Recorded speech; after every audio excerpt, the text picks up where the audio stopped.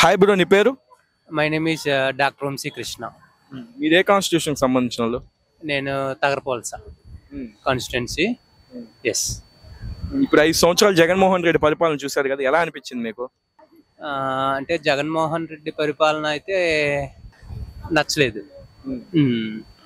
ఎందుకు నచ్చలేదు అంటే, సపోజ్ లాస్ట్ టైం ఇక్కడ మా భీమిలి తగరపోల్సా వైజాగ్ కాన్స్టిట్యున్సీలో ఎంపీ కింద జనసేన తరపు నుంచి మన అతను నిలబడ్డారు. నెక్స్ట్ టీడీపీ నుంచి భరత్ గారు నిలబడ్డారు. నెక్స్ట్ వైఎస్ఆర్సీపీ నుంచి ఎంబీవీ నిలబడ్డారు. అంటే ఈ 3 మెంబర్స్లో అంటే అట్లీస్ట్ వీళ్ళిద్దరిని గెలిపించుకుంటే, అంటే ఎవరిద్దరిని మన జనసేన తరపు నుంచి అతను కానీ లేదా టీడీపీ నుంచి మన భరత్ కానీ ఇద్దరు ఎవరిని గెలిపించుకుని అట్లీస్ట్ 1% అయినా సరే 1% అని ఇంప్రూవ్మెంట్ ఏదో ఒకటి ఉండేది. కానీ ఎంబీవీని గెలిపించుకోవడం వల్ల మాకు అసలు ఏ రకంగా కూడా మాకు హెల్ప్ అవ్వలేదు. అంటే ఒక్క ప్రెస్ మీట్ కానీ అట్లీస్ట్ ఒక ప్రాబ్లం ఐడెంటిఫికేషన్ కానీ, ఒక విద్యకు సంబంధించి కానీ, ఒక ఆరోగ్యంకి సంబంధించింది కానీ, ఒక స్కాలర్షిప్స్ గురించి కానీ అసలు ఏ రకంగా కూడా అతను పోనీ ప్రాబ్లం చెప్దామని అవైలబిలిటీలో ఉండరు. పోనీ ప్రాబ్లం ఇది ఎలా చెప్దామన్నా సరే కన్వే చేయడానికి కూడా ఛాన్స్ లేకుండా పోయింది. అదే సపోజ్ మన భరత్ గారిని కానీ ఎవరిని కానీ ఉంటే అట్లీస్ట్ ఒక మెసేజ్ అతనికి ఇలా జరుగుతుంది అని చెప్పడానికి మాకు ఛాన్స్ ఉండేది. సో అది మెయిన్ ప్రాబ్లం ఏమైతే అది ఫేస్ చేసాం లాస్ట్ టైం. బట్ ఇంత ప్రాబ్లం ఉండి కూడా స్టిల్ అతను ఎంబీవీఏ గెలిచాడు లాస్ట్ టైం. సో ఇప్పటికైనా సార్ ప్రజలు రియలైజ్ అయ్యి భరత్ గారిని గెలిపించుకోవాలని కోరుకుంటున్నాను. భరత్ గెలిస్తే పార్లమెంట్ లో మీ సమస్యలని చర్చిస్తారా? 100% అతను చేయగలరు. ఎందుకంటే అతను ప్రముఖ విద్యావేత్త. అంటే అతను ప్రాబ్లమ్స్ మెయిన్ బాగా తెలుసు. సపోజ్ ఒక స్టూడెంట్ ప్రాబ్లమ్స్ ఏముంటాయి, సపోజ్ ఒక ఫ్యాకల్టీకి ప్రాబ్లమ్స్ ఏముంటాయి అంటే అతను రెగ్యులర్గా మీట్ అవ్వడం వల్ల సమాజంలో ఎక్కువగా తిరుగుతూ ఉంటారు. దానివల్ల అతను క్లియర్గా తెలుస్తాయి అన్నమాట ఏంటి ప్రాబ్లం అవుతుంది. సపోజ్ ఫ్యాకల్టీకి అసలు పిహెచ్డి ఎలా చేసేవాళ్ళు ఎవరు ఉంటే బాగుంటుంది, ఐఐటీలో చేస్తే ఎలా ఉంటుంది, ఎన్ఐటీలో చేస్తే వారికి ఎలా ఉంటుంది, ఆంధ్ర యూనివర్సిటీలో ఎలా ఉంటుంది, గీతంలో ఎలా ఉంటుంది. ఒక స్టూడెంట్కి మెయిన్ కావాల్సింది ఫ్యాకల్టీనే. సో వాళ్ళ ప్రాబ్లమ్స్ ఏంటి, ఎలా చేస్తే స్టూడెంట్స్కి హెల్ప్ అవుతుంది, అసలు స్టూడెంట్స్కి ఏ రకంగా ఏదైతే ప్లేస్మెంట్స్ వస్తాయి. సో డెఫినెట్గా ఇవన్నీ అతను కంపల్సరీగా అతన్ని అర్థం చేసుకుంటారు, చేస్తారని మా గట్టి నమ్మకం. ఎస్. నెక్స్ట్ ఆయన గెలిస్తే మనకి ఐటీ పరంగా కానీ డెవలప్ ఉంటుందా వైజాగ్ లో? 100%. ఆల్రెడీ లాస్ట్ టైం ఒకసారి విషయం మీటింగ్ లో చెప్పారు. So what are the already he identified so many problems in Vizag area.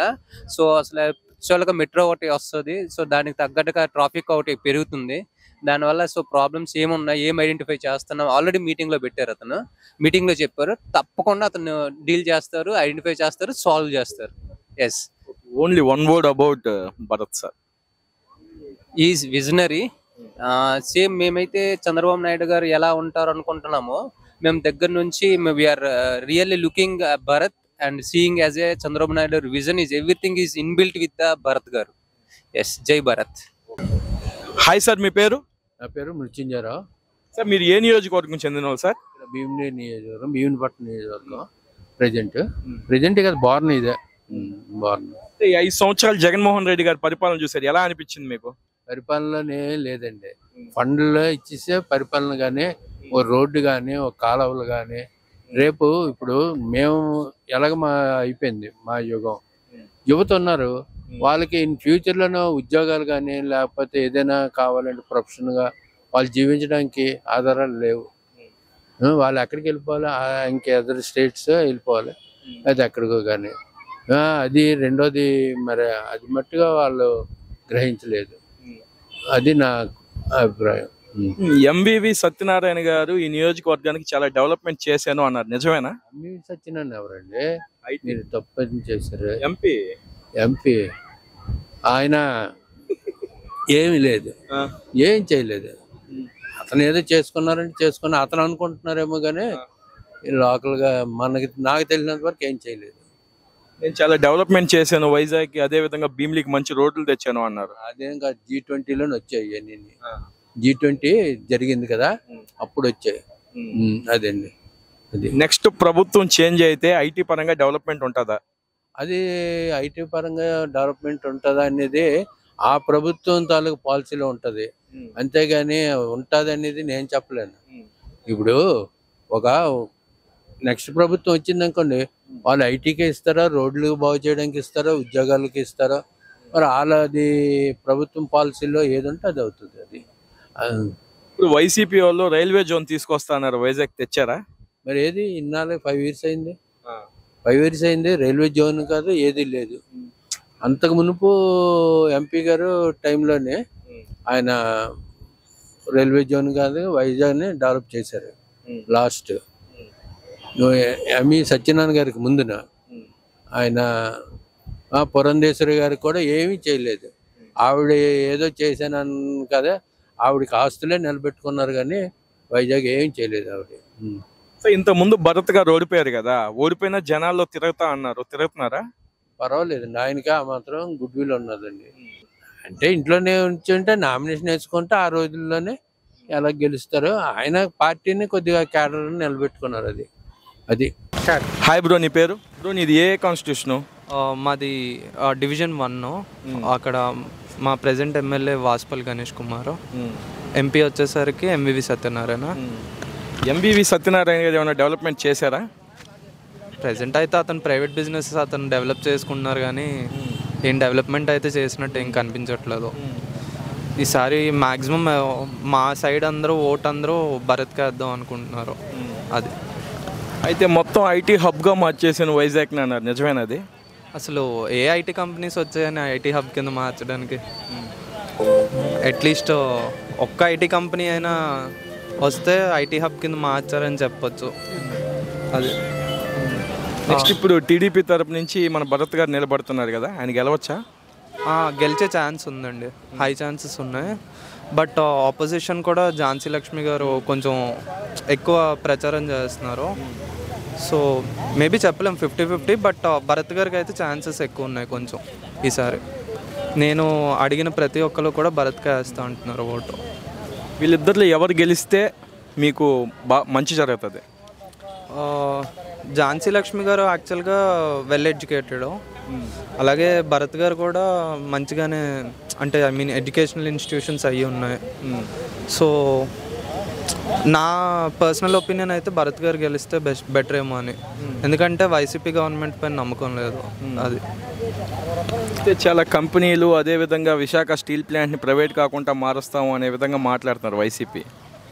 లేదండి, ఇంకా వాళ్ళ చేతుల్లో నేను లేదు. అంతా సెంట్రల్ గవర్నమెంట్ చేతిలో ఉన్నప్పుడు అదంతా ఇంకా స్టేట్ గవర్నమెంట్ ఇంకేం చేయగలదు. అలానే ప్రత్యేక హోదా తెస్తానని, మద్యం నిషేధం చేస్తానని, రైల్వే జాబ్స్ ఇస్తానని, జోన్ ఇస్తానని ఎన్నో హామీలు ఇచ్చారు కానీ ఏవి చేయలేదు. సో ఇది కూడా నమ్మకం లేదు చేస్తారని. నెక్స్ట్ పార్లమెంట్లో భరత్ గారు కూర్చుంటే వీటి మీద ఫైట్ చేయగలుగుతారా? చేస్తారండి, తప్పనిసరిగా చేస్తారు. డౌట్ అయితే లేదు, తప్పనిసరిగా చేస్తారు. ఆల్రెడీ మనకి టీడీపీలోని రామ్మోహన్ గారు ఆల్రెడీ మనకి చూపించారు అతను ఎలా ఫైట్ చేయగలరా అని. అదేవిధంగా భరత్ గారు కూడా ఫైట్ చేస్తారు తప్పనిసరిగా, ఆ నమ్మకం అయితే ఉంది. నెక్స్ట్ భరత్ గారు గెలిచి పార్లమెంట్లో కూర్చుంటే వైజాగ్ని డెవలప్మెంట్లో దశగా తీసుకెళ్తారా? తప్పనిసరిగా పట్టుకెళ్తారండి. ఐటీ కంపెనీస్ వస్తాయని నమ్మకం ఉంది, ఎందుకంటే చంద్రబాబు గారు హయాంలో ఉన్నారు కాబట్టి తప్పనిసరిగా డెవలప్మెంట్ అయితే జరుగుతుంది. అది బయట ఝాన్సీ గారు కానీ నేనే గెలుస్తాను అనే విధంగా మాట్లాడుతున్నారు. ఎవరి నమ్మకం వాళ్ళకి ఉంటుంది కదా, అది మనం ఎలా జడ్జ్ చేస్తాం. సో వాళ్ళ ఇది అది. బాబాయ్ నీ పేరు? అప్పారావండి. ఏ నియోజకవర్గం చెందిన వాళ్ళు? నియోజకవర్గం అంటే ఇక్కడ వైజాగ్, ఇక్కడ భీమిలి. మీరు ఎక్కడ ఉంటారు? భీమిలో ఉంటాం. ఈ 4.5 సంవత్సరం మనం జగన్మోహన్ రెడ్డి పరిపాలన చూశారు కదా, ఎలా అనిపించింది మీకు? ఏం లేదు పరిపాలన, అభివృద్ధి లేదు. డబ్బులు మాత్రం జనాలు పనిచేస్తారు, పెంచే సుఖం ఏముంది, పనులు పాటలు లేవు. కంపెనీలు అటు అలాంటి కడితే కొంతమంది బతుకుతారు, ఇవి లేవు. వాళ్ళ పప్పు బేళ్ళలో డబ్బు పనిచేస్తారు, దేనికి వస్తాయి? అభివృద్ధి లేదు. అది సంగతి. భీమిలిలో ఫిషింగ్ హార్బర్ కడతా అన్నారు, కట్టారా? అదేం లేదండి, ఏ ఫిషింగ్ హార్బర్ అది ఎప్పుడో ఇంతకుముందు చెప్పారు, ఎక్కడో వస్తుందని. ఏం లేవు, అలాంటివి ఏమి లేవు. అలాంటి పని ఉన్నా జనాలు బతుకుతారు, అలాంటివి ఏమి లేవు. అది ఇప్పుడు ఎంపీగా పనిచేసిన ఎంవివి సత్యనారాయణ గారు రోడ్లు అన్ని బాగు చేశాను భీమిలిలో అంటున్నారు, నిజమేనా? అక్కడ ఎక్కడ వేసారండి రోడ్లు? ఏ రోడ్లు లేవండి, అవి పాత రోడ్లు అయ్యాయి. కొత్త రోడ్లు ఎట్టేసాడు, ఎక్కడ వేసాడు? ఎక్కడ కనిపించలేదు అదే. ఎక్కడ ఏం లేవండి, ఆ పాత రోడ్లే. కొత్త రోడ్లు ఏమి లేవండి, అలాంటి లేవు. ప్రభుత్వం మారితే మీకు డెవలప్మెంట్ ఉంటుందా? ఉండొచ్చు, ఎందుకంటే ఎవరు ఇతను చేసిన అభివృద్ధి ఏం లేదు. ఒక ప్రభుత్వం మారితే అతను కూడా ఇవ్వాలి, ఛాన్స్ ఇవ్వాలి. ఇస్తే అది చూస్తాడు, అప్పుడు మళ్ళీ అడిగి చేయకపోతే నెక్స్ట్ ఇంకోటి మారుతారు. అది నెక్స్ట్ ఎంపీగా మన భరత్ గారు నిలబడుతున్నారు కదా, గెలవచ్చా? ఇంతకుముందు చేశారు కాబట్టి అవకాశాలు ఉన్నాయి. ఎందుకంటే ఈ ప్రభుత్వం వల్ల సుఖమేం లేదండి. డబ్బులు పెంచినంత తప్ప, ఎవరైనా ఏదైనా అడిగితే వాళ్ళు ఏమించినంత తప్ప, ఎదురు తిరిగి అడిగితే ఆయన ఏమించినంత తప్ప, అంత తప్ప ఇంకేం లేదండి. ఎందుకంటే మారుతుంది కూడా. వైసీపీ తరపున బొత్స ఝాన్సీ గారు కానీ నేనే గెలుస్తా అంటున్నారు, గెలవచ్చా ఆమె? లేదండి, అవి నుట్టువండి, అవి నుట్టు మాటలు. అలా ఆశతో చెప్తారు గెలిచేస్తాం, కానీ లేదు అవకాశం లేవు. భరత్ గెలిస్తే మీకు మంచి చేస్తారా?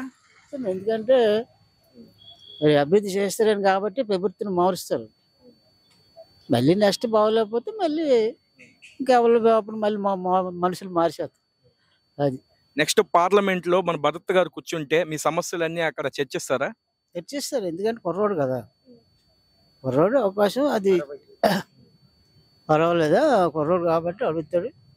ఇలాగే అడిగితే బాగుంటుంది, లేకపోతే మాత్రం ఇప్పుడు ఇలాగే మళ్ళీ నష్టపోతాడు. అది కరోనా టైంలో కానీ అతను చాలా సేవలు చేశారని విన్నాం, చేశారా? సేవలు చేశారంటే ఎవరికో చేసిన వాళ్ళు చేశారు. పర్వాలేదు, చేశారు కొంతమందికి. పర్వాలేదు, అంటే ఈ లొకేషన్ కొంతమందికి అందుతాయి, కొంతమందికి అందవండి. పర్వాలేదు సరే. నెక్స్ట్ పార్లమెంట్ లో కూర్చుంటే రైల్వే జోన్ తీసుకొస్తారా వైజాగ్ కి? తీసుకురావాలి, తీసుకొస్తారని కదా చెప్తున్నారు వీళ్ళు. తీసుకొస్తారు, ఎందుకంటే 3 ప్రభుత్వం ఉంది, వాళ్ళతో మూడు పార్టీలు ఓటవే కాబట్టి ఈ గెలిచారంటే గ్యారెంటీగా తీసుకొచ్చే అవకాశాలు ఉంటాయి.